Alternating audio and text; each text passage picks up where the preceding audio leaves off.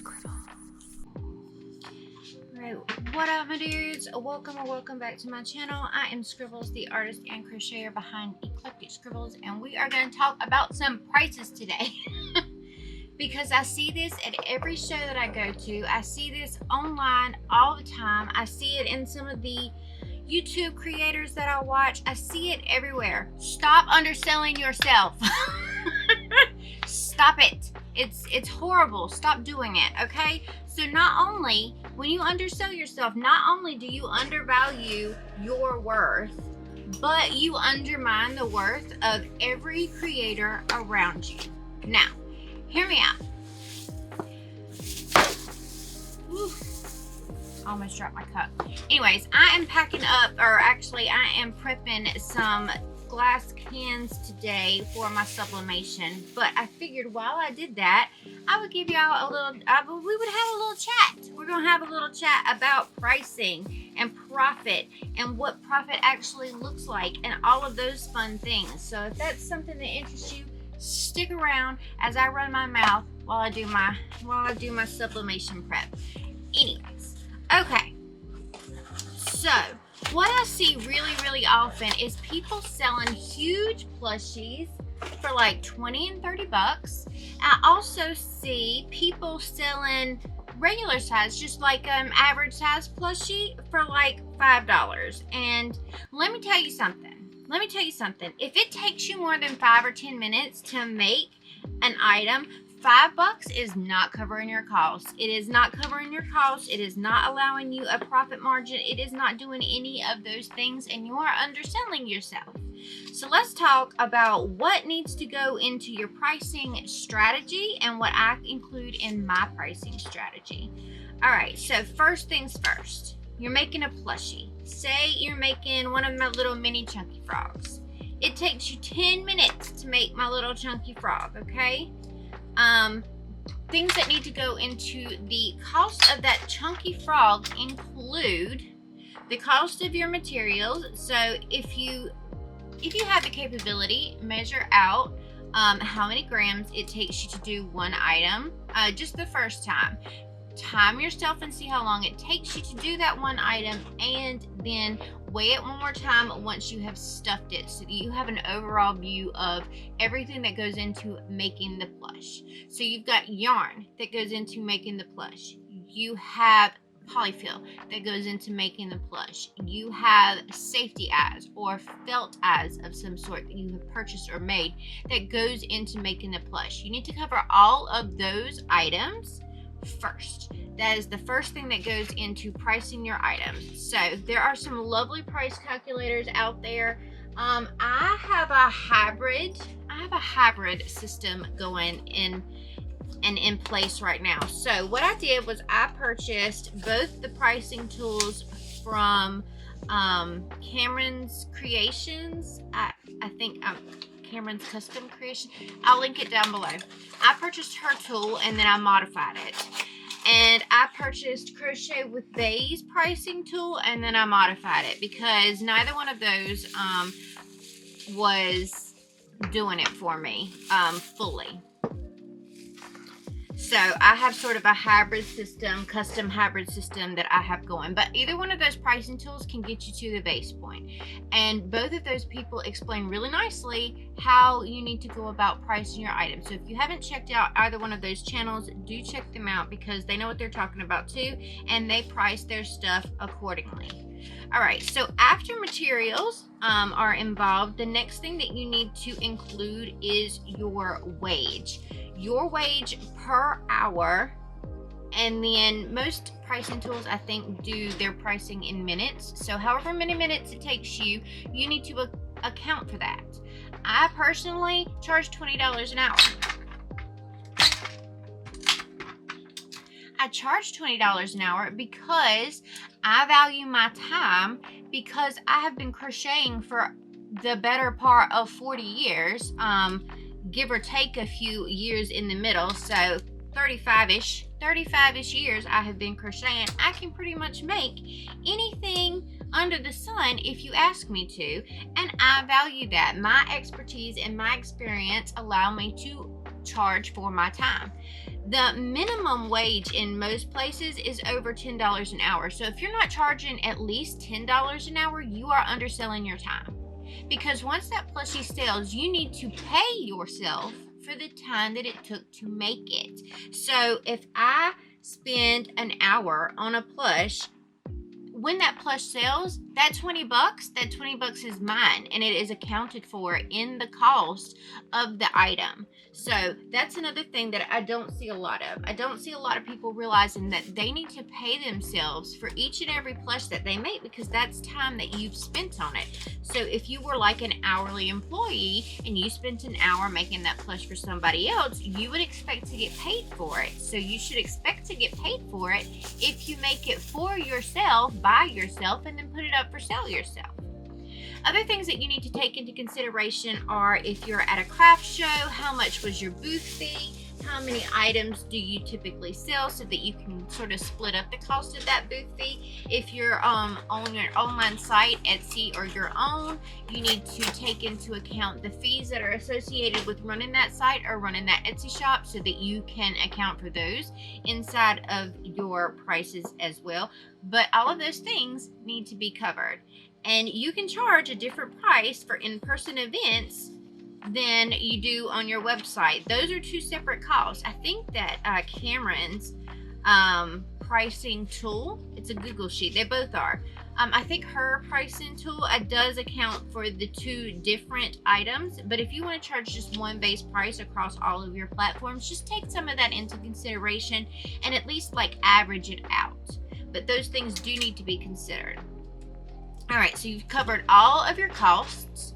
You have covered all of your materials and your labor. So what's next? Do you price the plushie just after that? No, you do not. Because you're running a business. You're running a business, and that is not how business works. So the next thing that you need to consider is a markup. You need to mark up your items, or you're going to drive your business into the ground, and it is not going to be sustainable. So there are a couple of good rules of thumb for figuring out what your markup should be.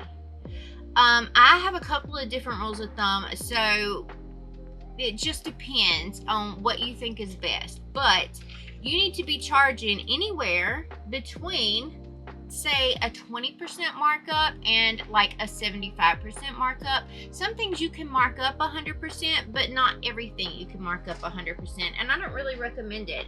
So for me personally, I would say that a 20 to 30% markup would be my wholesale price, because even if you're making these in bulk, and even if you want to do wholesale like that, you still need to be making a profit for what you're creating. You don't need to be giving that away for free. Your business has to profit. So if you're in the negative when you plug in your wholesale costs, then you're not marking your products up enough. You need to make sure that it is worth it for you to make things in bulk, because let me tell you, some of the small things like the little worry octos or the little chunky frogs or those little things marked up at 30% are not going to be profitable. And so you need to plug those into a calculator so that you know whether or not they are profitable. Because those things I would absolutely not offer up in bulk, because they're just, the margins don't get there. I would have to charge a ridiculous amount for a wholesale cost on those things that nobody would ever pay, because then they have to mark it up when they get your product and try to resell it. So yeah, it's not worth it for anyone involved, and you need to double check that. All right, so selling things retail, for setting up your own shop or your own market stall, I suggest a 50 to 70% markup, somewhere around there. Now, the reason why I give it a gap is because you don't want to gouge your customers. And in some cases, it can seem like you are at like a 70% markup. If I'm not gouging at 70%, 70% is my base of what I charge as far as my markup is concerned. But if it's starting to get a little cray and I'm like, ugh, that seems like a lot, then I'll bump it down to 50. But either way, That's sort of my base amount. And then what I do is say if I mark something up 70% and it's a regular size plush and it's got me selling it for $25, I will go and look at the market, look at comparable items to my item, and see what other people may be selling for that same exact pattern. And if my price looks completely out of whack, I will revise my actual cost. I'll revise my markup, and I'll see if I can't better fit into the current market.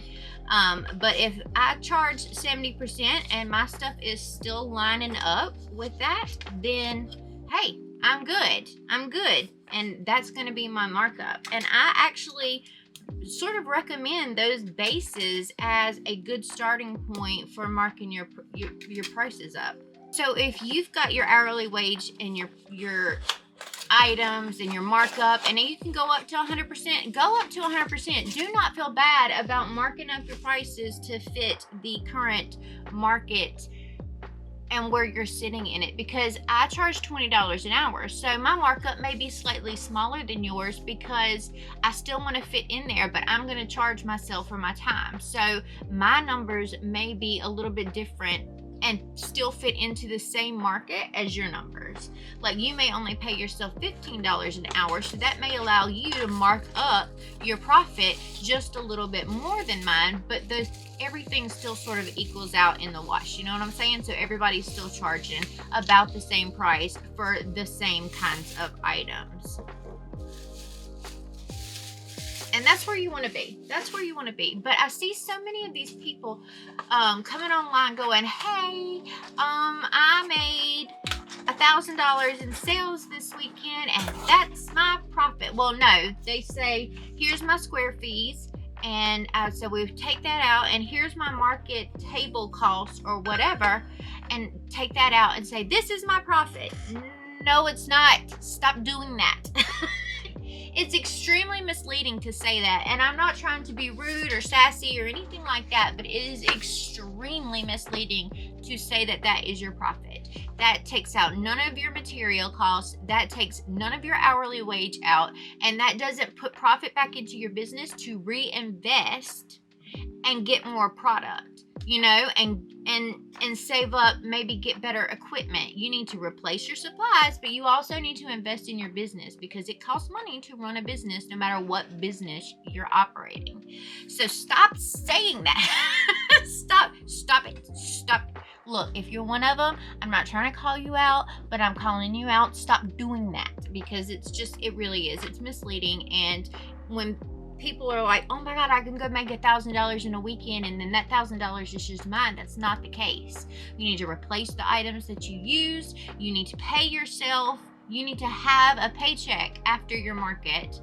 You know, you figure out how much you're owed for your time and your effort, and then you have whatever is left to put back into your business.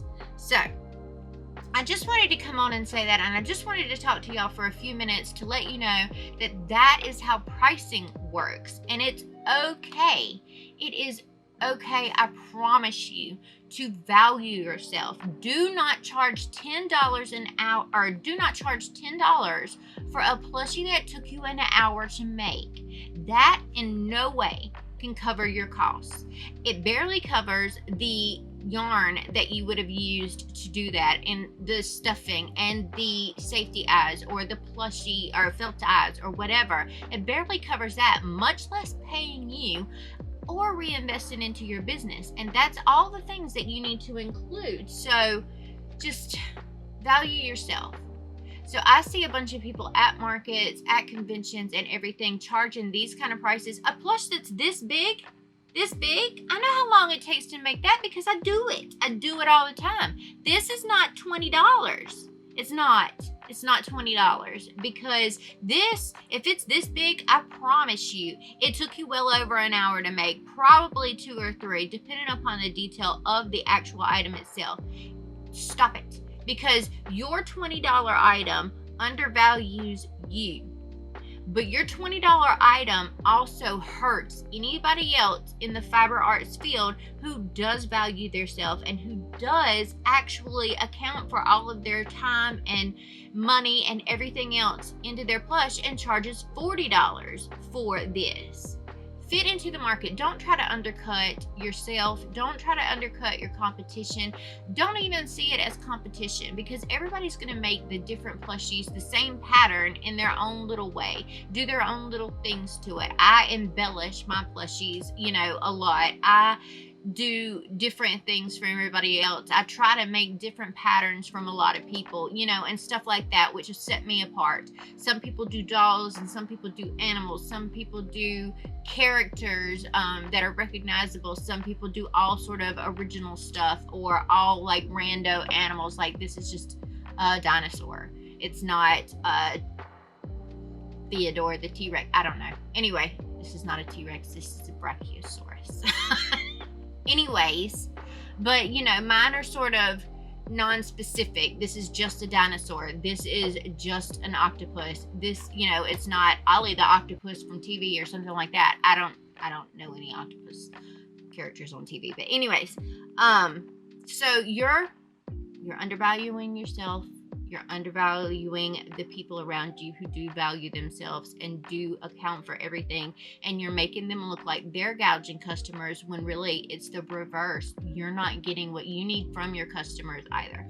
I know that this is sort of a divisive topic, and I know that some people are going to wholeheartedly disagree with me, and they may say so in the comments. Try to be nice in the comments. I'm open to discussion on pricing and stuff, but I'm not going to change the way that I price my stuff. I hope that if you're doing this, you change the way that you value yourself and charge for your products, but I'm not going to do the negative back and forth bullshit on the comments down below. So I wanted to talk to you guys. I wanted to have an honest discussion about what profit is, how to profit in your business, how to value yourself, and how to price your tools, or how to price your toys and your plushes appropriately.